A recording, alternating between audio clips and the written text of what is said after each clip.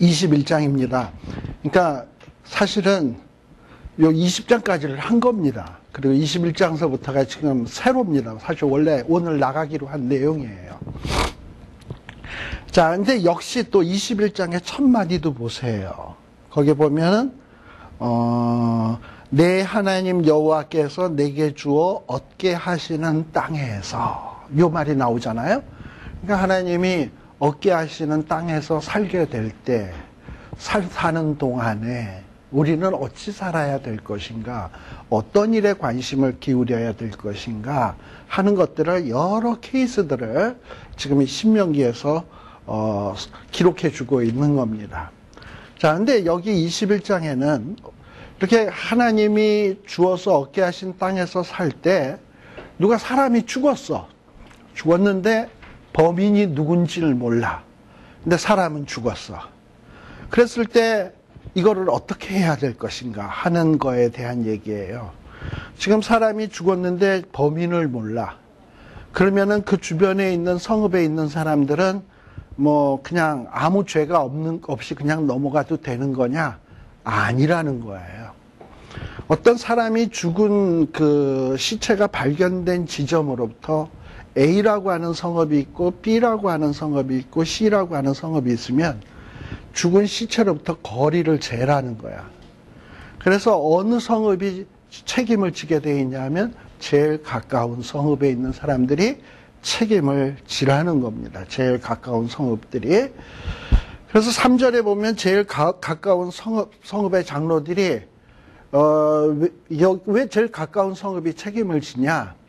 사실 물론 첫 번째 그 시체에서 제일 가까운 쪽에 범인이 있을 확률이 제일 높잖아요. 또 사실 어떻게 보면 또 그런 어떤 살인 사건이 벌어지지 않도록 책임을 감당해야 될 성읍이 제일 가까운 성읍 아니겠습니까? 그 지역에서 치안 담당을 해야 되는 그런 걸 이제 소홀히 했기 때문에 이런 사건이 벌어졌으니까 제일 가까운 성읍이 담당을 하는 거예요. 그렇다고 해서 제일 가까운 성읍 안에 범인이 없을 수도 있는 거예요. 그렇다고 범인이 없다고 그냥 넘어가느냐? 그게 아니라 반드시 어떻게 해야 되냐? 책임을 지는 어떤 행동을 해야 되는데 그 하는 방법이 뭐냐? 아직 불이 오지 아니하고 멍에를 매지 아니한 암송아지를 취해라 라고 얘기를 하고 있습니다. 보통 소는 멍에를 메어서 이렇게 컨트롤 하잖아. 응? 멍에를 메우면 꼼짝없이 소가 그냥 유순하게 움직일 수밖에 없잖아요. 근데 여기는 어떤 송아지냐면 멍에를 메우지 아니한, 또 아직 부리지 않은, 그러니까 한 번도 이렇게 종처럼 부림받은 적이 없는. 근데 이것이 상징하는 것이 뭐냐면 우리 예수님을 상징하는 거예요. 예수님은 죄의 멍에를 맨 적도 없고 죄에 의해서 부림받은 적도 없어요. 그럼 예수님은 남자인데 왜 숫송아지 해야지 암송아지? 또 이렇게 생각할 수 있잖아요. 왜 암송아지냐? 여기서 암송아지, 숫송아지는 예수님이 남자냐 여자냐 그 얘기가 아니고 암송아지가 유순하니까 온유하고 죄의 굴레와 멍에를 매지 아니한 예수님을 예표하는 거예요. 그런 어떤 암송아지를 잡아서 어떻게 하냐? 목을 꺾어라. 목을 꺾게 돼 있어요. 4절 끝에 보게 되면 목을 꺾어서 죽이는 거예요. 그러니까 누구에게 죄를 뒤집어 씌우는 거냐면 암송아지에게 살인의 죄를 뒤집어 씌우는 거예요. 근데 이렇게 목을 꺾는다라는 건 무슨 얘기냐면 살인자 잡히면 너도 이렇게 죽는다 라는 표식인 거예요. 그렇게 해서 뭔가 이 살인죄에 대한 엄중함, 이거를 만천하에게 경계를 주기 위해서 이런 의식을 행하는 거예요. 근데 희한한 것은 거기에 4절에 보면 이 송아지를 잡는데 어디서 목을 꺾어서 죽이냐? 물이 항상 흐르고 갈지도 심지 못하는 골짜기에서 송아지를 끌고 가서 송아지의 목을 꺾으래요. 이스라엘 안에는 이 곳곳에 이렇게 조그만 이런 시내 비슷하게 물 흐르는 곳들이 있어요. 근데 그 중에서는 농사를 지을 수 없는 협곡이라든지 이런 데 시내가 흐르는 경우도 있단 말이지. 근데 그런 곳에 가서 암송아지를 목을 꺾으래요. 왜 하필 그런 곳에서 목을 꺾게 돼 있냐? 원래 그 피가 이렇게 흘러서 짐승이 죽고 이러면은 그 부정해지잖아, 그 땅이. 그런데 물이 흐르는 곳은 뭐냐면 계속 씻겨 내려가잖아. 그래서 부정해지지 않도록. 그리고 갈지도 심지도 못하는 땅은 왜 그러느냐? 만일에 갈지도 심는 밭이나 논 같은 데서 소를 잡아서 목을 꺾어서 죽여서 피를 흘리게 되었으면 그 피가 소에게서 흐르는 그 분비물들이 땅으로 스며들 거 아니에요. 그리고 땅으로 스며들었던 것이 곡식이나 이런 식물이 자라나면서 그거를 영양분으로 해서 자라게 될 거 아니에요. 그렇게 되면 그 자라난 식물은 거룩한 거겠습니까? 부정한 거겠습니까? 부정한 것이 되는 거거든. 그러니까 하나님이 주신 이 땅은 거룩한 땅인데 이 거룩한 땅이 부정한 것으로 오염되지 않도록 그러라는 거예요. 그러니까 여기에는 두 가지가 있지. 살인을 했다. 누가 살인을 했다. 범인 못 잡았다고 은근슬쩍 넘어가지 말고 공동체가 그 살인이 일어난 것에 대한 엄중한 책임의식을 가져야 된다. 그리고 또다시는 이런 살인죄가 다시 일어나지 않도록 백성들에게 엄중히 경고해야 된다. 또 그렇다고 해서 그런 어떤 의식을 치름에 있어서 땅을 부정하게 만들면 되냐? 땅이 거룩 상태로 보존될 수 있도록 모든 절차와 의식을 해야 된다. 라는 이런 중요한 교훈들이 이 안에 담겨져 있다 이 말입니다. 그래서 우리가 어떤 우리 사회에도 간혹 사람들이 죽는 일 생기고 또 살인사건도 생기고 끔찍끔찍한 사건들이 일어날 경우들이 있어요. 예수 믿는 사람들은 이런 사건이 일어났을 때 난 안 죽였는데 뭐 나랑 상관없는 일 이럴 일이 아닌 거야.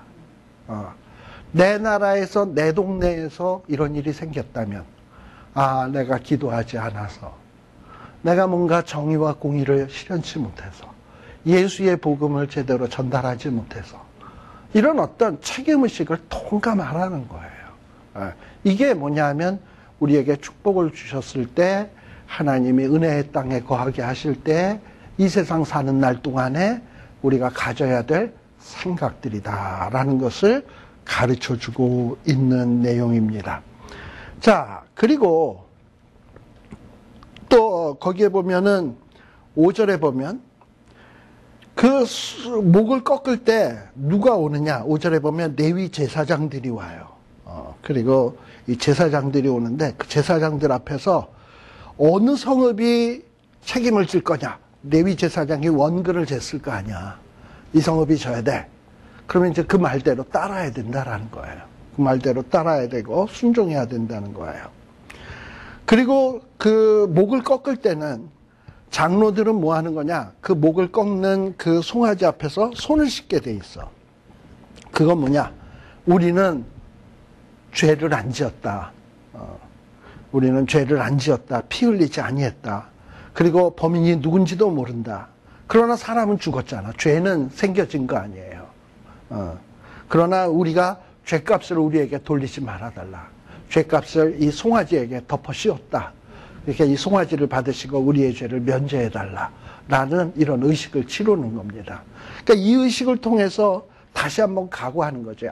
이런 죄를 짓지 않도록 우리가 치안을, 공공의 질서를 더욱더 확실히 해야 되겠다. 이 공동체가 이런 다짐을 하는 거예요. 이런 어떤 예수 믿는 사람들이 이런 어떤 의식들이 공공의 의식, 공공의 그 범죄 예방을 위한 의식, 이런 의식도 있어야 된다라는 것.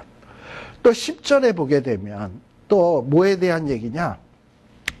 전쟁을 할 때 사실 이 가나안 땅 안에 있는 마땅히 죽여야 될 대적들인 경우에는 그 여자들도 죽이게 돼 있어요. 그런데 이 가나안 7족이 아닌 다른 이방 민족을 점령할 때는 설사 그들이 항복을 안 했다 하더라도 그럼 이제 치러 들어갈 거 아니에요. 전쟁이 벌어질 거 아니에요. 전쟁에서 이겼어. 그렇지만 전쟁에 이겼다 하더라도 거기에 있는 여자나 아이들은 죽이지 않도록 돼 있어요. 그러다 보면 그거는 포로로 잡아올 거 아니에요? 근데 이제 포로로 잡아오다가 보면, 아이, 그 중에서 이쁜 포로가 있는 거야. 정말 딱 반한 포로가 있는 거야. 그러면 전쟁에 나갔던 사람은 그런 여자를 자기의 아내로 삼고 싶은 충동이 생길 거 아니에요? 그러니까 이제 그런 충동이 생기게 되면 하나님은 그런 충동이 생길 것도 다 아시는 거야. 하나님이 얼마나 자상하신 하나님인데. 근데 삼는 건 좋은데 그냥 무턱대고 그렇게 삼아서는 안 된다라는 거예요. 11절에 보면 포로 중에 아리따운 여자를 보고 열련하여 아내를 삼고자 하거든 집으로 데리고 가라. 네 집으로 데리고 가는데 단 뭘 해야 되냐? 머리 밀어라. 그 여자의 머리를 밀라는 거예요. 또 손톱을 베라는 거예요. 그 다음에 포로의 의복을 벗고 내 집에 거하며 1개월 동안 애곡을 시키래. 여기 몇 가지 해야 될 일이 있어요. 머리 미는 거. 성경에 보면 머리를 미는 거는 일종의 정결례에 해당돼요. 우리 민수기 6장에 보게 되면 나시린의 규례가 있습니다. 나시린은 시체를 가까이 해서는 안 되죠. 그런데 갑자기 어떤 사람이 내 옆에서 벼락 맞아 죽는 바람에 이렇게 붙잡았는데 보니까 조금 지나서 보니까 이 사람 죽었어. 그럼 내가 지금 못 껴안고 있는 거지? 시체. 근데 나는 누구라고요? 나시린. 그럼 내가 그동안에 살아온 나시린이 시체를 만지고 있었기 때문에 다 무효야. 그래서 이거를 회복하기 위해서는 정결례를 지내야 되는데 그 첫 번째가 뭐냐면 머리를 미는 거예요. 머리를 밀고 그 다음에 비둘기 2마리를 가지고 하나님 앞에 정결 제사를 드리게 돼 있어요. 이게 나시린이 해야 될 규례예요. 그런데 그러니까는 이 여자를 머리를 민다라는 건 여태까지 이방 풍습 속에서 살아온 여자니까 이제 이스라엘 공동체에 들어오게 하기 위해서는 정결 의식을 치러야 돼. 그래서 머리를 미는 거예요. 그리고 아마 사람들이 다 그런 것 같아. 우리 그 신체 발부는 수지 부모라 해가지고 손톱, 발톱, 몸에 있는 이것들은 다 부모님이 물려주신 거기 때문에 소중히 다루어야 된다라는 이런 의식이 우리에게도 있잖아요. 근데 이방 사람들에게도 있나 봐요. 근데 여기서 보면 손발톱도 다 잘라버리래. 이건 뭐냐? 이전 것은 지나갔으니 보라 새 것이 되었더라. 그래서 주님 안의 공동체에 들어오게 되면 옛 구습을 청산해라 라는 식으로 손톱 발톱을 잘라버리는 거야. 머리는 밀고 여자로 하여금. 그 다음에 또 뭐 하냐? 손톱 빼고 그 다음에 의복을 벗겨라. 의복을 벗고, 그러니까 원래 이 의복은요 그 사람의 됨됨이를 좀 상징합니다. 이방 풍습에 살 때는 어떤 이방 우상과 연관된 이런 의상을 입기가 쉽거든. 그러니까 그런 걸 청산하고 하나님 앞에 하나님의 백성다운 정결한 옷을 입으라는 거예요. 의의 새 옷을 입으라는 거지. 옛사람을 벗어버리고 그런 어떤 의식이 담겨져 있는 거예요. 그리고 애곡은 뭐냐? 1개월 동안 애곡을 하래. 1개월 동안. 자, 이 1개월 동안 애곡하는 것은 이 여자로 하여금 자신을 정리할 시간을 주라는 거지. 자기도 뭐 그동안에 일평생을 자기 그 고향 땅에서 살았는데 전쟁에 져가지고 근데 지금 자기를 사로잡은 사람이 자기를 와이프로 삼겠다는데 얼마나 정리할 일이, 마음에 정리할 일이 많겠습니까? 그리고 또 정리를 하면서 뭐 또 정리해야 되냐면 옛사람을 벗어버리는 이런 정리도 해야 될 거 아니에요. 또 1개월이 또 왜 필요하냐? 또 이 신랑 되는 사람도 저 여자가 진짜 이방 여인이었다가 이스라엘 사람인 나에게 시집을 온다고 하는데 과연 저 사람이 이스라엘 여자로서 앞으로 이스라엘 여자로서 살아가기에 합당할 만큼 진정한 회개가 있는가 없는가, 자신의 삶을 청산하는가 안 하는가, 그런 어떤 진위를 가리려면 시간이 좀 필요하잖아요. 그래서 한 1개월 동안 워치아웃하고 그 여자가 진심으로 자신의 삶을 청산하는지 안 하는지를 확인하고 청산이 됐다 싶으면 부인으로 맞으라는 거지. 이쁘다고 무조건 덜커덕 좋아 이러고서는 그냥 이러고 맞아들이면 아니라 이스라엘 사람들의 어떤 부인되는 조건은 이쁜 것이 아니라 옛 것을 청산하고 새로운 어떤 하나님의 백성이 되겠다라는 다짐과 신앙이 없이는 절대 하나님의 공동체 안에 들어올 수 없다라는 거예요.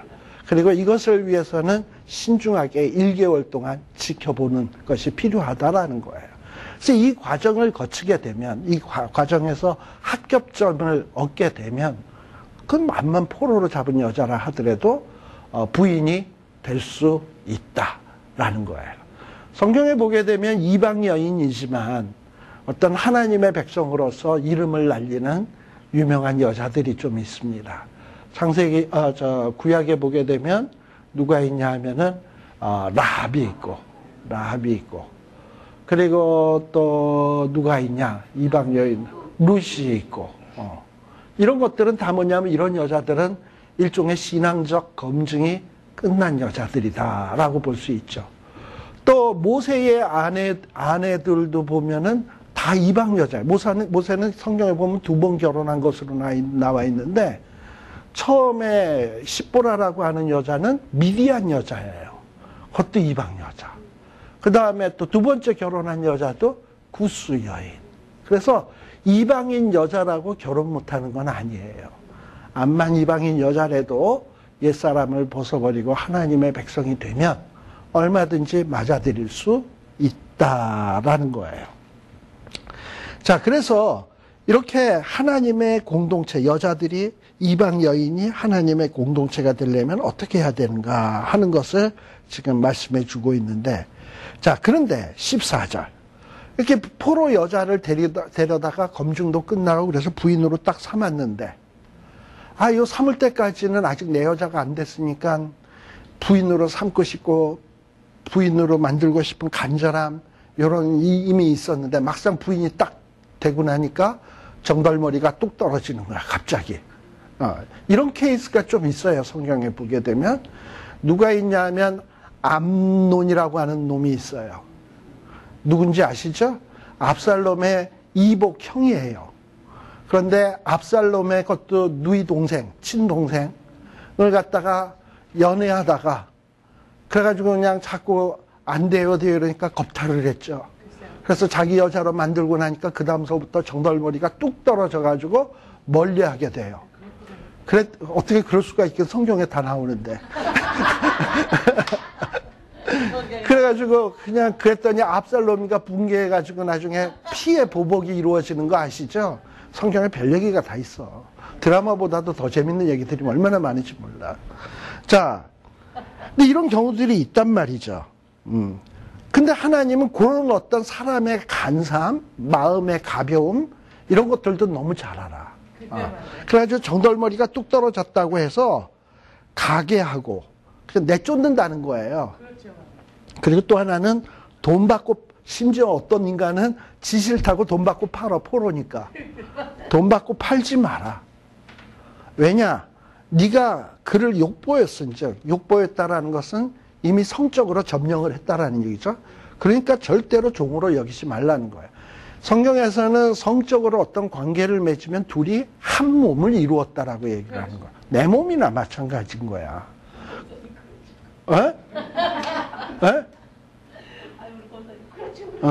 그렇죠, 그렇죠. 종으로 여기지 말라는 거예요. 이 얘기는 무슨 얘기입니까? 사회적인 약자, 이방인 포로면은 얼마나 정말 사회적 약자입니까? 포로도 서러운데 자기가 좋아서 결혼했겠습니까? 남자가 좋다니까 어쩔 수 없이 결혼했고, 또 1개월 동안 또 그 끔찍한 과정을 겪으면서 겨우 합격했는데, 그랬더니 그 다음에는 싫다고 그러니 이거 얼마나 땅을 칠 노릇이겠습니까? 그러니 이거 얼마나 정말 황당하겠어요.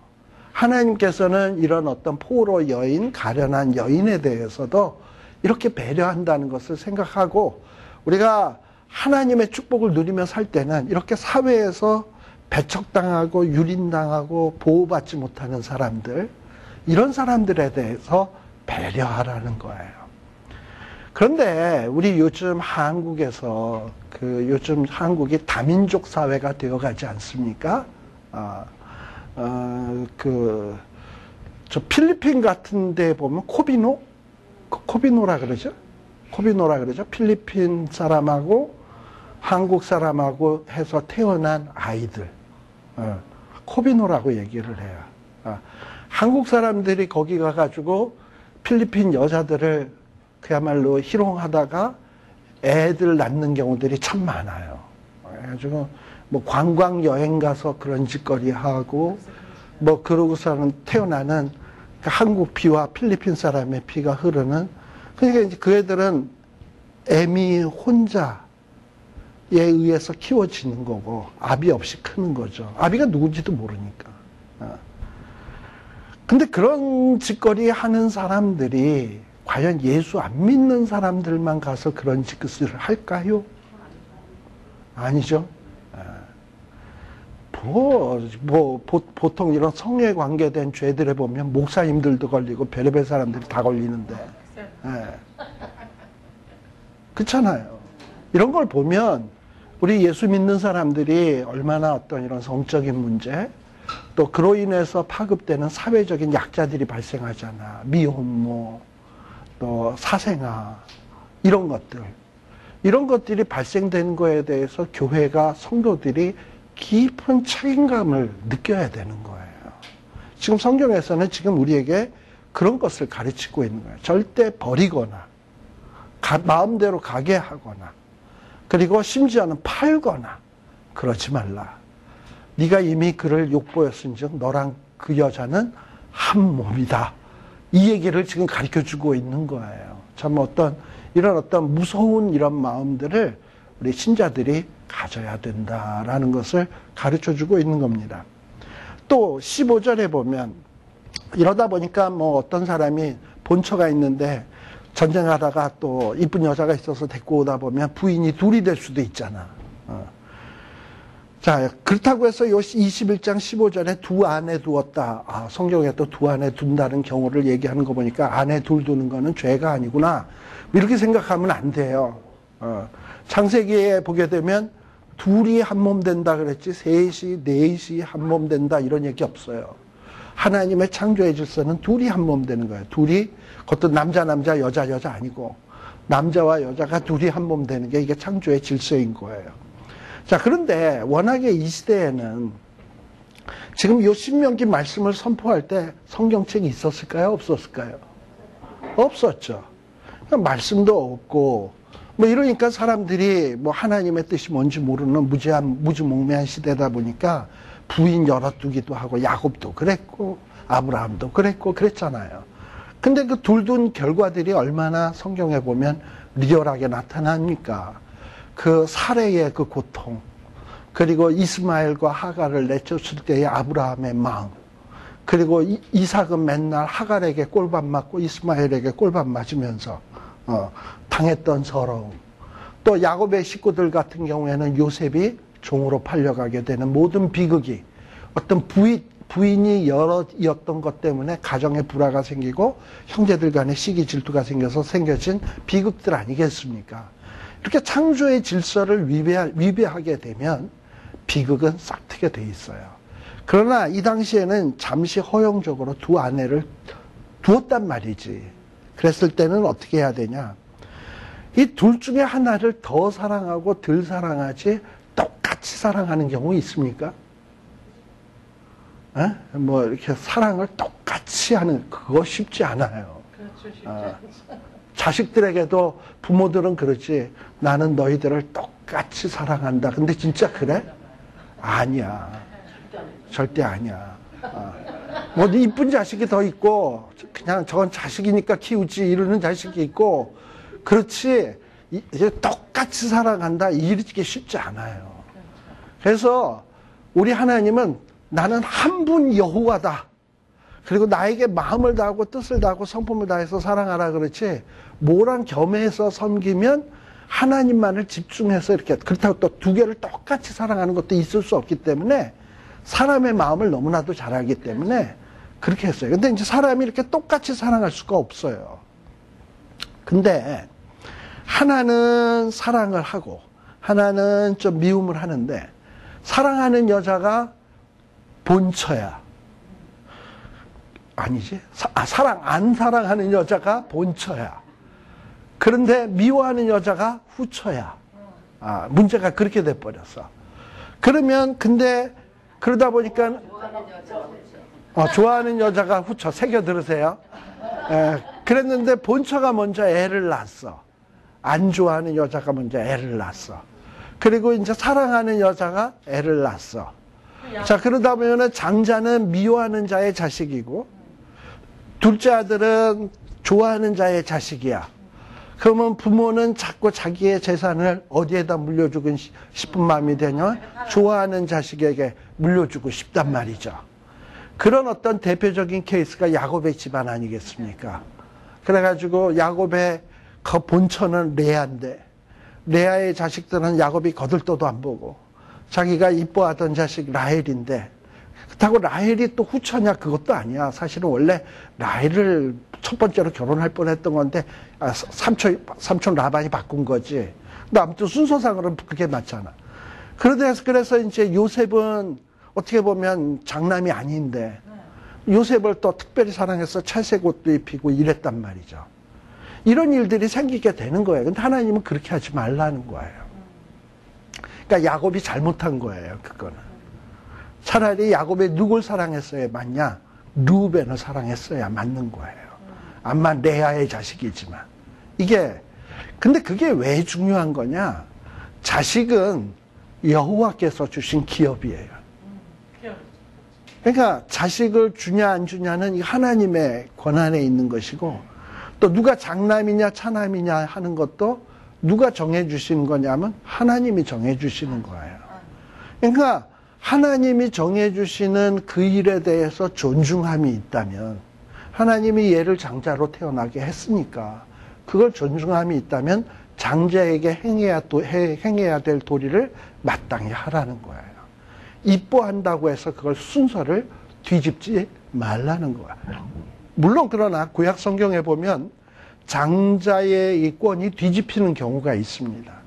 첫 번째 케이스는 뭐냐 하면 장자가 사고 치는 경우. 그러니까 르우벤 같은 경우에는 야곱의 네 번째 부인이라고 할 수 있을까? 빌하와 사고를 치거든요. 그러니까 아비의 하체를 범하는 것과 마찬가지의 죄를 짓거든요. 그래서 장자권을 상실하게 됩니다. 이렇게 장자권을 상실하는 경우가 있고 또 에서와 야곱. 에서는 팥죽 한 그릇에 장자권을 팔아먹은 것 아니겠습니까? 장자권을 빼앗기는 거예요. 그렇죠? 그렇게 해서 이 장자권이 넘어가는 경우들이 있어요. 장자권이 뭐길래? 장자권이란 뭐냐 하면 다른 형제에 비해서 2배를 받아요. 근데 왜 2배를 주냐? 잘 먹고 잘 살라고 2배를 주는 게 아니라 장자가 행해야 될 일이 있어요. 이 장자는 이제 아버지가 죽고 난 다음에 그 가정에 제사장의 역할, 가장의 역할을 하는 거예요. 그래서 그 집안의 모든 일들을 관장하게 돼 있어. 그리고 게다가 자기의 그 동생들이 있잖아요. 장자니까. 동생들의 시집가고 장가가고 성인이 될 때까지 아버지에게서 받은 재산을 가지고 걔네들을 양육하고 지켜주고 보호해야 될 책임이 있는 거예요. 어떻게 보면 우리 한국의 옛날, 지금 한국에서는 딸, 아들 구별 않고 장자, 차자 구별하지 않고 똑같이 구분을 하고 있잖아. 법이 바뀌었죠. 예전에는 장자에게 더 갔어요. 왜 그랬냐면 워낙에 한국에 그동안에는 제사제도가 있었잖아. 그러다 보니까 맨날 종갓집, 장자네 집에서 제사 드리고 또 부모는 또 누가 모시는 거로 돼 있었냐면 장자가 모시는 거로 돼 있고 그러니까 장자가 해야 될 책임이 많으니까 당연히 유산도 장자에게 하는 것이 당연시되게 많게끔 했단 말이죠. 근데 이스라엘 사회도 비슷했어. 이렇게 이스라엘 사회에서도 장자가 해야 될 일들이 많았기 때문에 부모가 이렇게 물질적으로도 2배를 주게 돼 있고 또 부모가 받았던 영적인 축복도 그대로 장자에게 이양되도록 그렇게 되어 있었습니다. 그러니까 장자권이라는 것은 하나님이 인정해 주시는 그런 권이었어요. 그런데 그거를 인정해라라는 거지. 내가 사랑하느냐 안 사랑하느냐에 의해서 자식들의 유산을 막 지멋대로 하지 말고 하나님이 정해 주신 대로 하라. 하나님의 권위를 인정하라는 거예요. 또 하나님이 주신 권위 가운데는 또 뭐 또 있냐? 부모. 부모를 선택할 수 있는 사람이 있나요? 태어날 때? 난 저 부모한테 태어나고 싶어 해가지고 뭐 아버지가 대통령으로 해가지고 태어난다든지 아니면 갑부집에 태어난다든지 재벌 회장에게서 태어난다. 이거 선택할 수 있는 사람이 없잖아. 이건 다 누가 선택해서 보내줬냐? 하나님이 나를 그 가정에 보내서 자식으로 태어난 게 한 거 아니에요. 하나님이 정해주신 권한이거든요. 근데 이제 어떤 자식들은 못돼 먹은 자식들은 어머니가 돼가지고 돈도 하나도 없고 아버지가 돼가지고 무식하고 이러고서는 그냥 부모에게 패역하게 대하고 무시하고 이러는 것은 하나님이 정해주신 부모의 권위를 도전하는 거거든요. 하나님에 대한 권위의 도전이거든요. 이런 자는 살려두지 말래. 어떻게 하냐? 성읍으로 끌고 가서 징책해도 듣지 아니하고 그러면 그 부모가 잡아 갖고 가서 성문에 이르러서 성읍 장로들에게 나가서 성읍 장로들에게 이 자식은 완악한 놈, 패역한 놈, 우리 말을 순종치 않는 놈, 방탕한 놈, 술에 잠긴 놈 이러면 어떻게 하게 되냐? 돌로 쳐 죽이게 돼 있어요. 무시무시하죠.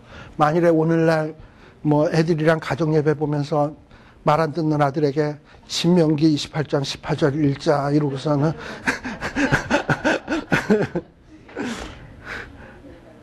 근데 이만큼 이 얘기는 무슨 얘기냐면 하나님의 권위를 존중하라는 거야. 하나님이 정해주신 장자권, 하나님이 정해주신 부모의 권한 이런 것들을 무시하지 말라는 거예요.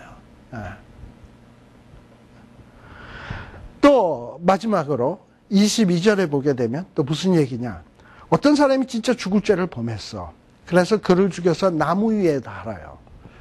특별히 이 나무 위에 단다라는 것은 성경 갈라디아서에서도 나무 위에서 죽는다라는 건 아주 지독스러운 저주로서 치욕스러운 어떤 처형법이에요. 자, 나무 위에 달린다라는 것은 땅에 있는 것도 아니고 하늘에 있는 것도 아니고 중가운데 있는 거거든. 그러니까 이거는 마치 뭘 상징하냐면 땅으로부터 저주받고 하늘로부터 저주받았다라는 얘기야. 이중으로. 그게 나무 위에 달린 자야. 그게 바로 누구냐면 우리 예수님이야. 십자가에 나무 위에 달렸으니까 하늘의 저주, 땅의 저주를 다 받은 거예요. 자, 근데 그렇게 저주받아서 죽임당하면 시체가 될 거 아니에요. 근데 그 시체를 어떻게 해라? 밤새도록 두어서는 안 된다. 당일날 장사해서 하나님이 주시는 땅을 더럽히지 말라. 그러니까 하나님이 주신 그 땅을 내가 너에게 주신 그 땅을 거룩하게 보존하라는 거예요. 근데 살다가 보면 아까 부모님의 고난을 우습게 여긴 자도 돌로 쳐 죽일 거 아니에요. 또 아주 끔찍한 죄를 지은 자는 십자가에 못도 박아 죽일 거 아니에요. 그렇다고 해서 그런 시체들을 공의를 집행하기 위해서 한 일이라 할지라도 시체들을 하루 종일 밤이 넘어가도록 해서는 안 된다는 거야. 즉각 밤이 되기 전에 치우라는 거예요. 그만큼 하나님이 주신 땅, 축복의 땅, 내게 주신 것들을 어떻게 하게 보존해라? 거룩하게 보존해라. 구별된 방식으로 보존해라. 이게 하나님이 우리에게 주신 명령들입니다. 그래서 우리가 예수 믿고 난 다음에 이제 우리가 예수 믿고 이제 새로운 삶을 사는 거 아닙니까? 그 순간에서부터 언제까지? 죽는 날까지의 시간. 또 내가 살던 공간이 있잖아. 지금 우리는 예수 믿고 난 다음에 미국에 살고 있잖아. 또 내 가정. 내가 이렇게 맨날 접촉하는 이런 모든 것.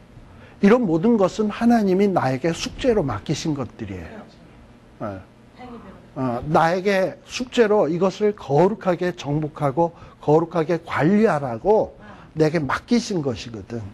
여기에 부정함이 조금이라도 남아있지 않도록 정신 번쩍 차리고 그냥 내가 구원 얻은 것으로 만족하지 말고 이제 주신 것들을 잘 관리해야 될 책임이 우리의 남은 시간 속에 있는 거예요. 물론 그것에 의해서 이미 얻은 구원이 왔다 갔다 하는 건 아니야. 그러나 만일에 그것을 어기고 엉터리로 살 경우에는 하나님이 주실 축복을 누릴 수가 없어. 아니 점점 악하게 되면 축복을 누릴 만한 위치에서 쫓겨나. 고통을 당하게 돼 있어요. 그러니까 내가 이제 풍성한 삶을 사느냐, 복된 삶을 사느냐, 아니면 고달픈 인생을 사느냐는 이제 내가 어떻게 하나님의 백성으로서 하나님의 명령대로 생각하면서 준행하면서 하나님이 거룩하게 하라고 하신 것들을 잘 하느냐에 달려 있는 것입니다. 그래서 우리가 해야 될 일들이 얼마나 많은가. 아마 다음 시간 되면 22, 23, 24장, 25장, 26장까지는 충분히 하게 될 것 같아요. 그래서 다음 시간에 가나안 땅에 들어가서 하나님이 축복으로 주신 땅에서 또 어떤 일들을 해야 되는가 하는 것들을 좀 더 한번 살펴보도록 하겠습니다. 기도하겠습니다. 하나님 아버지, 참 우리를 하나님의 자녀 되게 해주심을 감사합니다. 또 이 모양 저 모양으로 우리에게 축복을 허락해 주심도 감사합니다. 또 건강 주셔서 이 미국 땅에서 이렇게 살게 해 주심도 감사합니다. 하나님이 왜 이런 것들을 우리에게 주셨는지 늘 생각하는 저희들 되게 하여 주시옵소서. 어찌해야 하나님을 기쁘시게 할 수 있는지 생각하는 저희들 되게 하여 주시옵소서. 내 소견에 옳은 대로 생각할 것이 아니라 말씀에 입각해서 하나님이 기뻐하시는 것을 발견하게 하시고 행하게 하시고 그리하여 정말 하나님이 기뻐하시는 아름다운 인생의 삶을 살아가는 저희 모두가 되게 하여 주시옵소서. 예수님 이름으로 기도드리옵나이다. 마치겠습니다.